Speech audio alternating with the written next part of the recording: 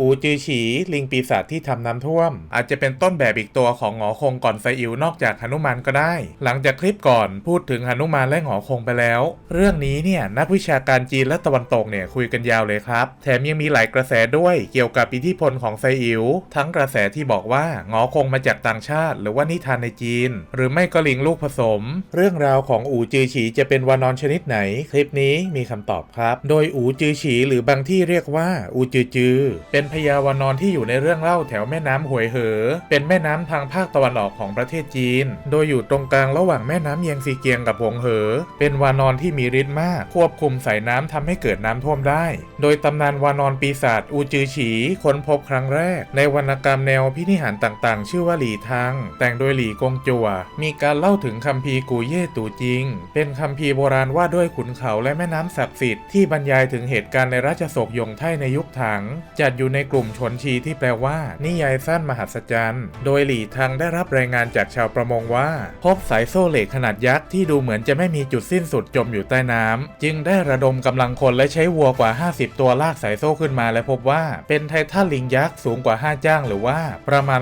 16.65 เมตรโดยคำบรรยายอย่างละเอียดบอกว่าเฉลียวฉลาดพูดเก่งกาจอย่างรู้ความตื้นลึกของแม่น้ำเจียงและแม่น้ำหุ้ยอย่างทะลุปลุโปร่งและล่วงรู้ระยะทางใกล้ไกลของที่ราบและลุ่มหนองน้ำทั้งหมดมีรูปร่างคล้ายกับพญาวานอนจมูกแบนยุบลงไปแต่มีหน้าผากที่โหนกนูนสูงลิ่วลำตัวมีสีเขียวคล้ำศีรษะและเส้นผมมีสีขาวโพลนดวงตาเปล่งประกายเป็นสีทองและมีเขี้ยวขาววาววับราวกับหิมะลำคอสามารถยืดขยายยาวออกไปได้นับร้อยฉื่อหรือประมาณ 33.3 เมตรมีพละกำลังมหาศาลเหนือกว่าช้างสาร9เชือกรวมกันเมื่อต่อสู้หรือว่ากระโจนเนี่ยจะวิ่งได้เร็วดุจพายุพลิ้วไหวและว่องไวปานสายฟ้าแลบคุณไหมฮะการเคลื่อนไหวของมันรวดเร็วจนสายตาและโสตประสาทของมนุษย์ไม่สามารถจดจ้องหรือว่ารับรู้ได้โดยตอนที่หลี่ทังลากโซ่เหล็กเนี่ยโซ่นั้นยาวขนาดวนไปรอบภูเขาและลากไกลไปถึงหลายลี้ทันทีที่เห็นร่างของลิงยักษ์ท้องฟ้าที่เคยแจ่มใสก็มืดครึ้มลงทันทีคลื่นในแม่น้ำปั่นป่วนซัดสาดรุนแรงจนผู้คนบนตลิ่งแทบยืนไม่อยู่ในที่นั้น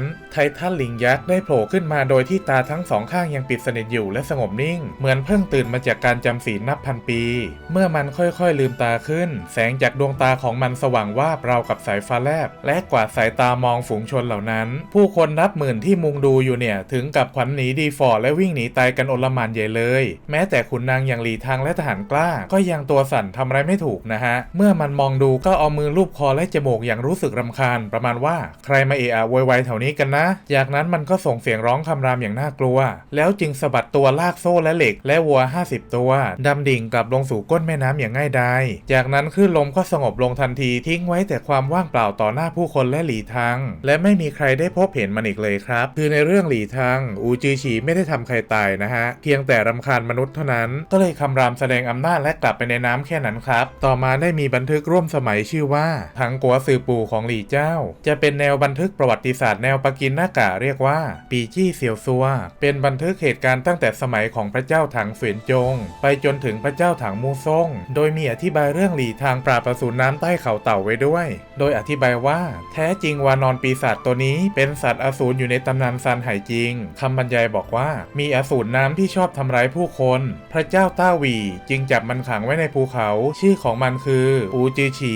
ลักษณะบรรยายเหมือนกับหลี่ทังนะฮะแต่ผมไปดูตำนานซานไห่จริงเล่มนี้เนี่ยไม่มีอูจือฉีในเล่มนี้เลยครับพอไปค้นดูก็พบว่ามันไปอยู่ในตำราที่เป็นอธิบายของซานไห่จริงอีกต่อหนึ่งมีการนำเรื่องของปีศาจอูจือฉีจากตำราอื่นมาแทรกเอาไว้ก็เลยเกิดความเข้าใจผิดไปหมดนะฮะนักวิชาการยุคหลังให้ความเห็นว่าคัมภีร์พวกนี้เป็นนิทานพื้นบ้านของผู้คนตามแม่น้ำหวยเหอเท่านั้นแต่ที่มีการแต่งเรื่องลิงปีศาจเป็นตัวแทนของน้ำท่วมเนี่ยทำให้เห็นกันอย่างรากลึกในคติชนวิทยาของจีนตอนกลางมาอย่างยาวนานพอสมควรครับคำว่าอูจือจากอูจือฉีเนี่ยอาจจะหมายถึงปราศจากกิ่งก้านคือรูปร่างบิดเบี้ยวผิดปกติเหมือนสายน้ำที่ไม่สามารถควบคุมได้แล้วคำว่าฉีเนี่ยอาจจะไปพ้องเสียงกับอักษรคำว่าฉีซึ่งหมายถึงสัตว์ประหลาดที่มีระยางหรือว่าการเคลื่อนไหวที่ผิดธรรมชาติมักจะพบคำนี้ได้เยอะในตำราโบราณเช่นซานไห่จริงหรืออาจจะเสียงเพี้ยนมาจากคำว่าขุยซึ่งมีอักษรคล้ายกับคำว่าหนาวจำพวกลิงข้างลิงแสมบางก็ว่า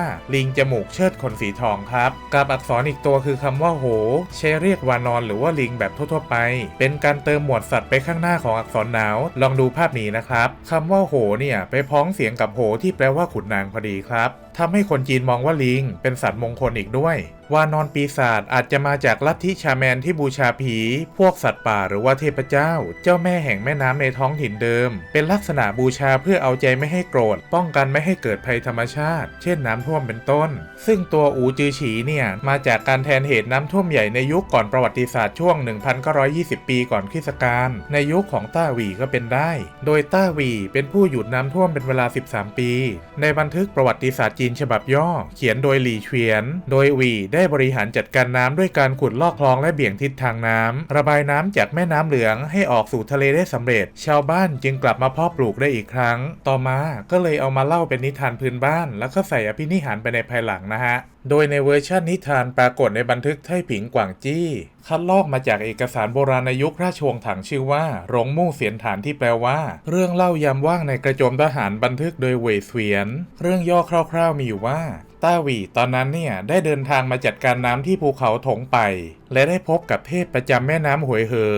บรรดาสมุนพวกพูดผีจิตวิญญาณแห่งภูเขาได้เรียกลมพายุและคลื่นลมขัดขวางการควบคุมน้ำของต้าหวี่ทำให้ต้าหวี่โกรธจัดนะฮะโดยบัญชาให้อิ่งหลงหรือว่ามังกรมีปีกไปค้นหาสาเหตุที่เกิดขึ้นบรรดาเทพรักษ์และเจ้าป่าเจ้าเขาแถวนั้นนับพันที่ไม่ขัดขืนเนี่ยต่างก้มศีรษะน้อมรับพระบัญชาในที่นั้นจากนั้นต้าหวี่ก็สั่งจองจำชนเผ่าที่ไม่ให้ความร่วมมือนั่นคือหงเหมิงจางซางโตหลูและหลีโหล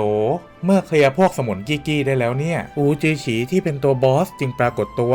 ลักษณะของอูจือฉีเวอร์ชันนี้บรรยายว่าจมูกเชิดร่นหน้าผากสูงโหนกลำตัวสีเขียวครามศีรษะสีขาวในตาสีทองเขี้ยวขาวราวกับหิมะคอยืดยาวได้นับร้อยเสียหรือประมาณ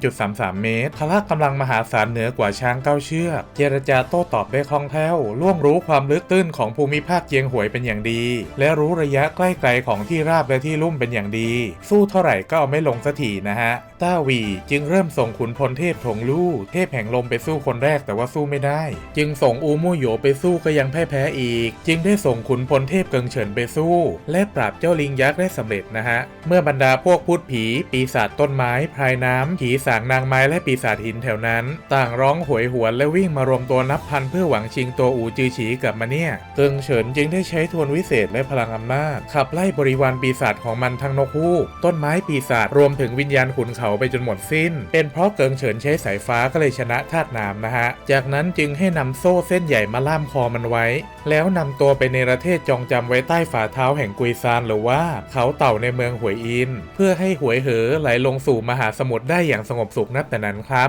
จริงอยู่ว่าเรื่องราวนี้เป็นนิทานพื้นบ้านที่แต่งมาภายหลังแต่ก็ทำให้เห็นว่าอูจือฉีเป็นลักษณะบุคลาธิฐานของธรรมชาติที่แปรปรวนเอามาวาดเป็นปีศาจวานอนที่ดุร้ายรวดเร็วมีความแปรปรวนเหมือนกับกระแสน้ำที่ไหลเชี่ยวควบคุมไม่ได้การที่มีเทพแห่งดินเทพแห่งไม้ขุนเขาและโซ่เหล็กแทนการชลประทานบริหารจัดการน้ำดวงตาสีทองส่องแสงและเสียงคำรามของมันแทนฟ้าร้องฟ้าผ่าตอนเกิดพายุฝนฟ้าคะนองรุนแรงทำให้ตะกอนแร่ธาตุถูกพัดมาถมเป็นโคลนตมในชั้นดินเกิดความอุดมสมบูรณ์ในการเพาะปลูกในที่สุดครับต่อมาในยุคราชวงศ์ซ่งได้มีการเข้ามาของศาสนาพุทธนิกายมหายานก็มีการแต่งเรื่องมาใหม่แบบคนละม้วนไปเลยนั่นคือเรื่องราวของพระเซิงเจียหรือว่ามหาเถระแห่งซื่อโจในสมัยราชวงศ์ถังโดยท่านได้รับสมญานามจากพระเจ้าซ่งไทจงว่าตาเซิงมีศักดิ์เป็นราชครูแห่งแผ่นดินก็คือกวาซือและต่อมาก็ได้รับการยกย่องให้เป็นมหาอริยโพธิสัตว์แห่งซื่อโจ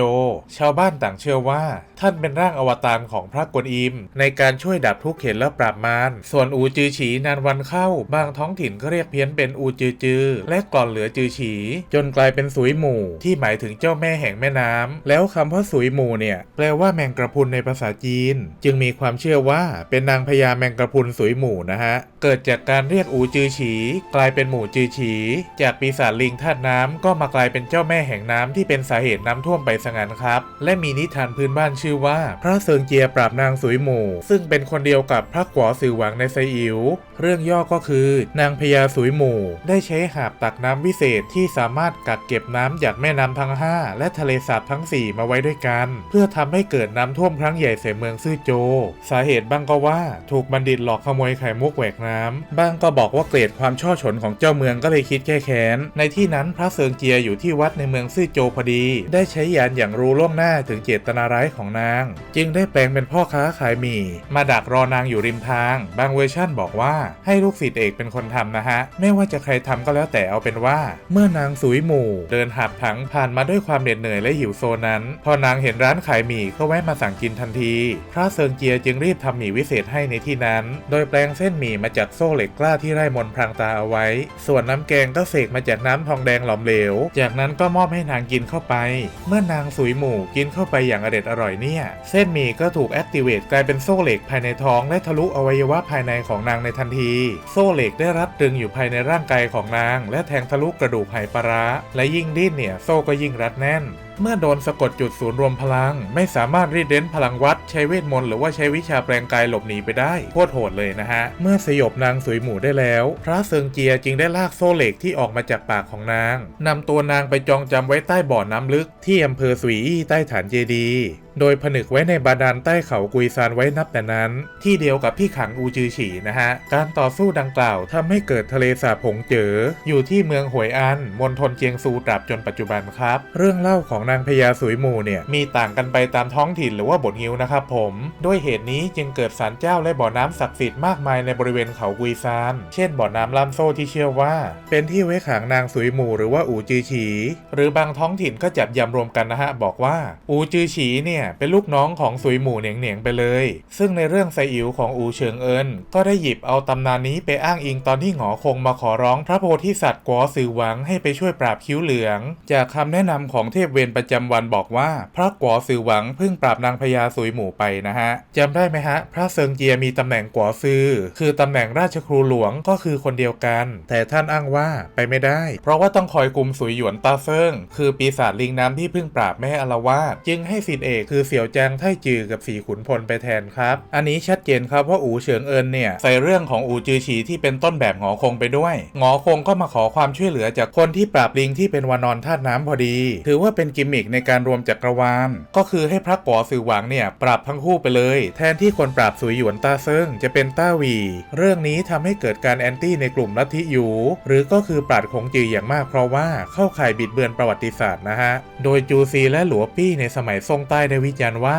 เป็นการเติมแต่งนิทานเพราะหวังผลทางด้านศาสนาล้วนๆและน่าจะเป็นการข่มเทพท้องถิ่นก็คือนางสุยหมู่เหนียงนั่นเองครับพอมาในยุคราชวงศ์หยวนคราวนี้แหละครับก็มีการเล่นงิ้วของบทซุนหงอคงโดยยุคนั้นหงอคงมีครอบครัวด้วยนะโดยในบทงิ้วตอนหลังเสินล่ามฉีเทียนต้าเซิงเนี่ยได้แนะนำครอบครัวตัวเองต่อผู้ชมว่ามี5ตนด้วยกันได้แก่พี่ชายคนโตคือทงเทียนต้าเซิงพี่สาวคนรองคือกุยซานสุยหมู่ตรงนี้แหละครับที่เอานางปีศาจสุยหมู่ที่ถูกขังในกุยซานมากลายเป็นพี่สาวซุนหงอคงซะงั้นและตัวเขาเองคือฉีเทียนต้าเซิงเป็นคนที่3ลิงสุดร้ายของเรื่องและคนที่4คือน้องสาวชื่อว่าเทียเซอร์หมีโหลิงสีเหล็กและน้องชายคนเล็กสัวซานหลังผู้ซุกซนส่วนฝ่ายเทพมีหลังเซินที่เป็นแม่ทัพใหญ่ได้รับบัญชามาปราบฉีเทียนต้าเซิงโดยมีสุนัขสวรรค์คอยช่วยเหลือและก็มีเทพเจ้ามาล้อมจับตามท้องเรื่องนะฮะส่วนในบทงิ้วของหยางจิงเซียนสลับให้หงอคงเป็นทงเทียนต้าเซิงพี่ชายเป็นฉีเทียนต้าเซิงและพี่สาวคนโตเป็นหลีซานเหลาโหม่ส่วนน้องสาวคนที่2ชื่อว่าอูจือเซิงหมู่หรือว่าอูจือฉีเซิงหมู่จากลิงที่ทำน้ำท่วมก็มากลายเป็นน้องสาวหงอคงซะงั้นและในวัดเฮ่งเจียบางแห่งก็มีการบูชาครอบครัวหงอคงครบเซตเลยนะฮะทีนี้ระหว่างทงเทียนต้าเซิงกับฉีเทียนต้าเซิงใครเป็นพี่เป็นน้องเนี่ยอยู่ที่บทงิ้วเลยครับพอมาในไซอิ๋วอูเฉิงเอินก็เลยตัดปัญหาด้วยการฟิวชั่นตัวละครพี่กับน้องกลายเป็นหงอคงคนเดียวนักวิชาการชื่อว่าหลูซินได้นำเสนอเรื่องวานอนพื้นเมืองในหนังสือประวัติศาสตร์พอสังเขปนวนิยายจีนให้ความเห็นว่าหงอคงหรือว่าอู้คงเนี่ยมีหลายอย่างคล้ายกับลิงอูจือฉีจึงไม่มีความจำเป็นต้องอ้างอิงอิทธิพลจากต่างชาติในรามายณะไหนจะมีดวงตาสีทองเหมือนกับเนตรทองอัคคีของหงอคงที่ใช้ส่องความจริงได้ไหนจะป่วนเทพเจ้าเหมือนกันถูกขังใต้เขาเหมือนกันต่างแค่พื้นที่เท่านั้นคืออูจือฉีธาตุน้ำหงอคงเป็นธาตุทองนะฮะแล้วกระบองสารพัดนึกเนี่ยเป็นเสาค้ำมหาสมุทรมาก่อนด้วยไปตรงกับเครื่องมือวัดระดับน้ำของต้าหวีที่ใช้ในการชลประทานบริหารจัดการน้ำพอหงอคงดึงเสาออกมาเป็นกระบองมหาสมุทรก็เกิดแรงสั่นสะเทือนเกิดแผ่นดินไหวเกิดน้ำวนและคลื่นบ้าคลั่งเหนือผิวน้ำทำให้เจ้าสมุทรทั้ง4ต้องเฟดปาล์มไปฟ้องเง็กเซียนฮองเต้แต่ว่าในไซอิ๋วหงอคงเก่งกว่ามังกรแต่อูจือฉีโดนเทพขี่มังกรปราบนะฮะ ทฤษฎีของหลู่ซิ่นจึงเป็นการโต้วาทะกับทฤษฎีของนักวิชาการชื่อว่าหูซื่อที่บอกว่าหงอคงอาจจะมีการอิมพอร์ตมาจากต่างชาติผ่านเส้นทางสายไหมนั่นคือหนุมานในรามายณะนักวิชาการฝ่ายสนับสนุนอย่างจินเครือหมู่และอูเสี่ยวหลิงได้ค้นคว้าและพยายามโต้แย้งว่าชาวจีนโบราณรู้รามายณะน้อยมากยิ่งหนุมานเป็นของต่างชาติแล้วศาสนาพราหมณ์และฮินดูเนี่ยแทบไม่มีอิทธิพลใดๆระดับชาวบ้านด้วยซ้ำคือต้องเข้าใจว่าเทพฮินดูในจีนเนี่ยรับมาทางพุทธนิกายมหายานมากกว่าฮินดูส่วนจี้เซียนหลินผู้เชี่ยวชาญด้านภารตวิทยาแห่งมหาวิทยาลัยปักกิ่งเสนอว่าหงอคงและไซอิ๋วน่าจะมีการผสมผสานทางวัฒนธรรมแบบไฮบริดก็คือมีส่วนที่อิมพอร์ตด้วยเรื่องเล่าปีศาจลิงท้องถิ่นด้วยแล้วจึงหลอมรวมกลายเป็นหงอคงที่เรารู้จักกันในปัจจุบันนั่นเองครับคือเรื่องวิวัฒนาการของไซอิ๋วเนี่ยมีวิทยานิพนธ์เป็นเล่มเลยเป็นเรื่องน่าสนุกและน่าค้นคว้ากันต่อไปครับเอาละครับสำหรับคลิปนี้ก็ต้องขอพักไว้ก่อนแต่เพียงเท่านี้นะครับแล้วถ้าอยากได้เรื่องราวไหนก็สามารถคอมเมนต์มาบอกได้เลยนะครับสำหรับคลิปนี้ลาไปก่อนนะครับแล้วตอนนี้เนี่ยเพื่อนๆสามารถโดเนทเพื่อเป็นกำลังใจให้กับทางช่องด้วย3 สเต็ปง่ายๆนะครับเพียงกดปุ่มขอบคุณรูปหัวใจตรงนี้และเลือกจำนวนเงินพร้อมกรอกข้อมูลบัตรรองรับทั้งบัตรเครดิตบัตรเดบิตหรือว่า V-Card to Money ก็สามารถโดเนทเป็นกำลังใจให้กับทางช่องได้เลยนะครับจะได้นำมาพัฒนาคุณภาพคอนเทนต์ต่อไปนะครับหรือว่าจะสมัครเป็นสมาชิกเพื่อใช้อีโมจิในซูเปอร์แชทได้เหมือนกันนะครับและก็อย่าลืมกดติดตามและกดกระดิ่งเพื่อทราบการแจ้งเตือนและกดเห็นโพสต์ก่อนเพื่อเห็นข้อความก่อนใครได้เลยนะครับสำหรับวันนี้ก็ต้องลาไปก่อนนะครับสวัสดีครับ